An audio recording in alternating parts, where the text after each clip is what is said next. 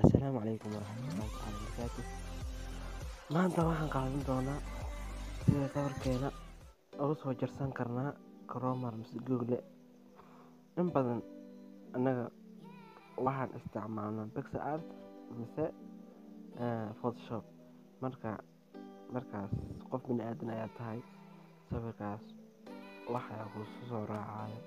Markaas si toos nadiif ah waxaad ugu soo jarsan kartaa Chrome mise Google mise Chroma searching waxaad leedahay remove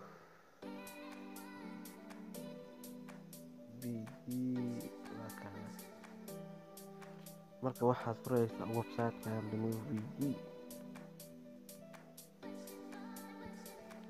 eegtaan kuu soo baxdo waxaad leedahay upload image browser. sawirkan si automatic ah nadiif ah waxba ku soo raacay. waa kan sawirku waa nadiif. waxaad leedahay marka download leedahay. marka saan ugu soo jarso haddii ku anfaco laakiinse wajibka ugu fudud ugu fiican